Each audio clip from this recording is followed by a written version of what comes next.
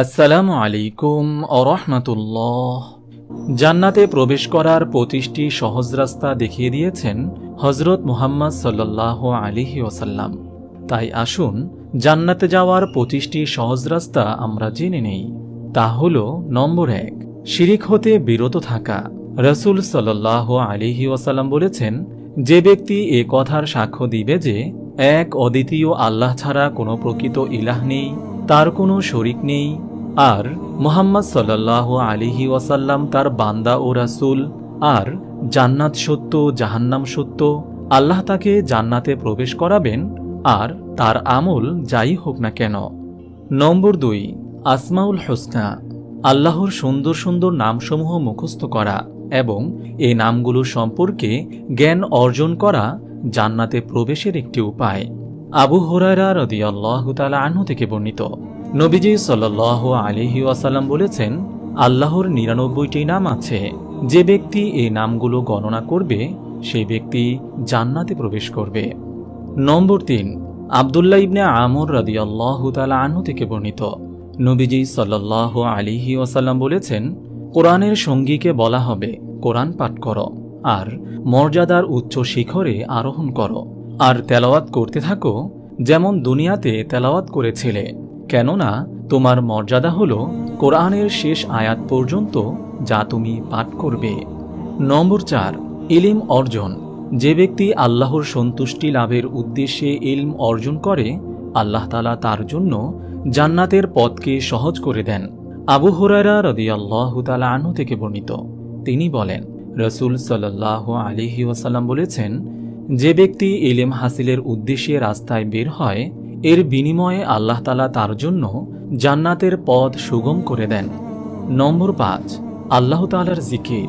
আব্দুল্লাহ ইবনে মাসউদ রাদিয়াল্লাহু তাআলা আনহু থেকে বর্ণিত, তিনি বলেছেন যে আল্লাহর রাসূল সাল্লাল্লাহু আলাইহি ওয়াসাল্লাম বলেছেন, মেরাজের রাতে ইব্রাহিম আলাইহিস সালামের সাথে আমার সাক্ষাৎ হলে তিনি বললেন, হে মুহাম্মদ, তোমার উম্মতকে আমার সালাম বলো এবং তাদেরকে এই সুসংবাদ দাও যে জান্নাতের মাটি সুন্দর, পানি মিষ্টি, আর জান্নাত সমতল এবং এর বৃক্ষরাজি সুবহানাল্লাহ, আলহামদুলিল্লাহ, লা ইলাহা ইল্লাল্লাহ, আল্লাহু আকবার। নম্বর ৬, প্রতি সালাতের পর আল্লাহর জিকির পাঠ। রাসূল সাল্লাল্লাহু আলাইহি ওয়াসাল্লাম বললেন, আমি কি তোমাদেরকে এমন কিছু শিক্ষা দেব যা দ্বারা তোমরা তোমাদের অগ্রবর্তীদের সমকক্ষ হবে, আর তোমাদের চেয়ে উত্তম কেউ হবে না সেই ব্যক্তি ছাড়া যে তোমাদের মতোই এই কাজগুলো করবে। তারা বললেন, হে আল্লাহর রাসূল, আমাদেরকে সেই কাজ শিক্ষা দিন। রাসূল সাল্লাল্লাহু আলাইহি ওয়াসাল্লাম বললেন, সালাতের পর ৩৩ বার সুবহানাল্লাহ, ৩৩ বার আলহামদুলিল্লাহ, ৩৪ বার আল্লাহু আকবার পাঠ করবে। নম্বর ৭, ওযুর পর কালিমায়ে শাহাদাত পাঠও জান্নাতে যাওয়ার উপায়। উকবা ইবনে আমের রাদিয়াল্লাহু তাআলা আনহু থেকে বর্ণিত, আল্লাহর রাসূল সাল্লাল্লাহু আলাইহি ওয়াসাল্লাম বলেন, তোমাদের কেউ সুন্দর করে ওযু করার পর যদি বলে, আশহাদু আল্লা ইলাহা ইল্লাল্লাহু ওয়াহদাহু লা শারীকা লাহু ওয়া আশহাদু আন্না মুহাম্মাদান আবদুহু ওয়া রাসূলুহু, তার জন্য জান্নাতের ৮টি দরজাই উন্মুক্ত করে দেওয়া হবে, সে যে দরজা দিয়ে ইচ্ছা জান্নাতে প্রবেশ করবে। নম্বর ৮, লা হাওলা ওয়ালা কুওয়াতা ইল্লা বিল্লাহ। এ দোয়া হলো জান্নাতের ভান্ডার। আবু মুসা রাদিয়াল্লাহু তাআলা আনহু থেকে বর্ণিত, তিনি বলেন, আল্লাহর রাসূল সাল্লাল্লাহু আলাইহি ওয়াসাল্লাম বলেছেন, আমি কি তোমাকে জান্নাতের ভান্ডার সমূহের একটি ভান্ডার সম্পর্কে অবহিত করব?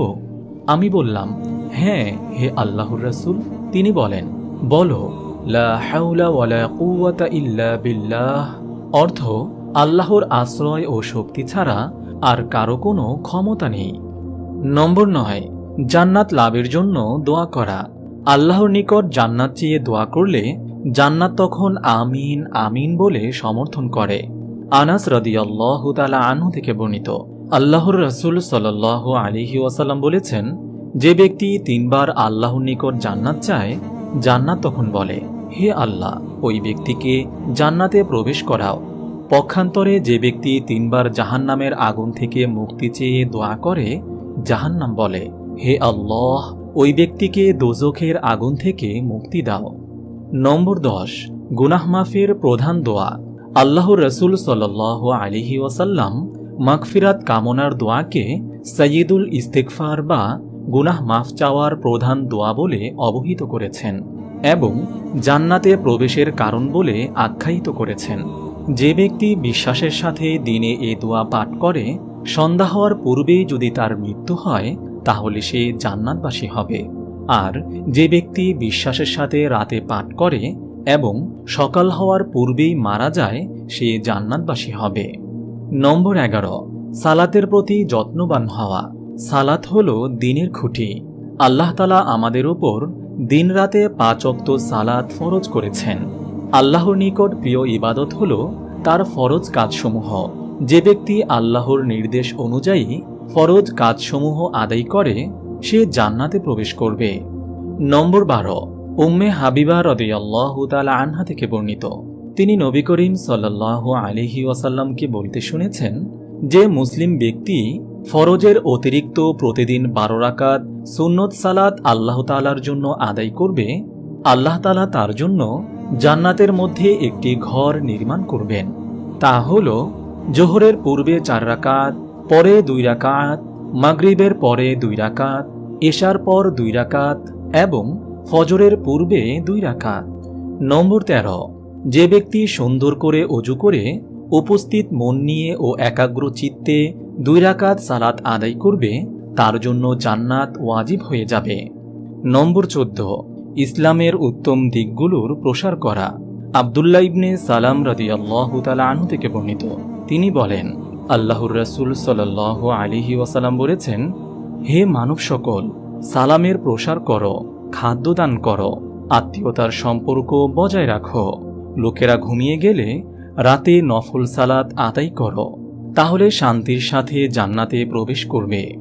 নম্বর 15, আবু হুরায়রা রাদিয়াল্লাহু তাআলা আনহু থেকে বর্ণিত, নবীজি সাল্লাল্লাহু আলাইহি ওয়াসাল্লাম বলেছেন, যে ব্যক্তি সকাল সন্ধ্যা মসজিদে যায়, তার জন্য আল্লাহ তাআলা জান্নাতের মধ্যে মেহমানদারির ব্যবস্থা করেন। নম্বর 16, সালাতের কাতারে ফাঁকা স্থান পূরণ করা। আয়েশা রাদিয়াল্লাহু তাআলা আনহা থেকে বর্ণিত, তিনি বলেন, আল্লাহর রাসূল সাল্লাল্লাহু আলাইহি ওয়াসাল্লাম বলেছেন, যে ব্যক্তি সালাতের কাতারে ফাঁকা জায়গা পূরণ করল, এর দরুন আল্লাহ তাআলা তার মর্যাদা বাড়িয়ে দেবেন এবং তার জন্য জান্নাতে একটি ঘর নির্মাণ করবেন। নম্বর 17, মসজিদ নির্মাণ। উসমান ইবনে আফফান রাদিয়াল্লাহু তাআলা আনহু থেকে বর্ণিত, তিনি রাসূল সাল্লাল্লাহু আলাইহি ওয়াসাল্লামকে বলতে শুনেছেন, যে ব্যক্তি আল্লাহর জন্য মসজিদ তৈরি করল, আল্লাহ তাআলা তার জন্য জান্নাতে অনুরূপ ঘর তৈরি করবেন। নম্বর 18, আজানের জবাব দেওয়া। দিন রাতে 5 বার মুয়াজ্জিনের আজানের জবাব দেওয়া জান্নাতে প্রবেশের আরও একটি কারণ। নম্বর 19, রাসূল সাল্লাল্লাহু আলাইহি ওয়াসাল্লাম বলেছেন, হে আবু সাঈদ, যে ব্যক্তি আল্লাহকে রব, ইসলামকে দ্বীন এবং মুহাম্মদ সাল্লাল্লাহু আলাইহি ওয়াসাল্লামকে নবী হিসেবে গ্রহণ করবে, তার জন্য জান্নাত ওয়াজিব হয়ে যাবে। নম্বর 20, সাহল ইবনে সাআদ রাদিয়াল্লাহু তাআলা আনহু থেকে বর্ণিত, নবীজি সাল্লাল্লাহু আলাইহি ওয়াসাল্লাম বলেছেন, জান্নাতের ভেতর রায়্যান নামে একটি দরজা আছে। কিয়ামতের দিন এখান দিয়ে রোজাদারগণ ঢুকবে, তারা প্রবেশ করার পর তা বন্ধ করে দেওয়া হবে, তারপর আর কেউ ঢুকতে পারবে না। নম্বর 21, আবু হুরায়রা রাদিয়াল্লাহু তাআলা আনহু থেকে বর্ণিত, রাসূলুল্লাহ সাল্লাল্লাহু আলাইহি ওয়াসাল্লাম বলেছেন, এক উমরা থেকে আরেক উমরা মধ্যবর্তী সকল গুনাহের জন্য কাফারা স্বরূপ, আর পুণ্যময় হজের প্রতিদান জান্নাত ছাড়া আর কিছু নয়। নম্বর 22, আবু হুরায়রা রাদিয়াল্লাহু তাআলা আনহু থেকে বর্ণিত, আল্লাহর রাসূল সাল্লাল্লাহু আলাইহি ওয়াসাল্লাম বলেছেন, আল্লাহ তাআলা ওই ব্যক্তিকে জান্নাতে প্রবেশ করানোর দায়িত্ব নিয়েছেন, যে ব্যক্তি শুধুমাত্র আল্লাহর পথে জিহাদ করা এবং তার কথাকে সত্য বলে প্রমাণিত করার উদ্দেশ্যে ঘর থেকে বের হয়, অথবা তাকে জিহাদের সওয়াব ও গনিমত লাভে ধন্য করে গাজী হিসেবে ঘরে ফিরিয়ে আনেন। নম্বর 23, হুযায়ফা রাদিয়াল্লাহু তাআলা আনহু থেকে বর্ণিত, তিনি বলেন, রাসূলুল্লাহ সাল্লাল্লাহু আলাইহি ওয়াসাল্লাম বলেছেন, যে ব্যক্তি আল্লাহর সন্তুষ্টির উদ্দেশ্যে দান খয়রাত করে, এর দরুন তাকে জান্নাত দেওয়া হবে।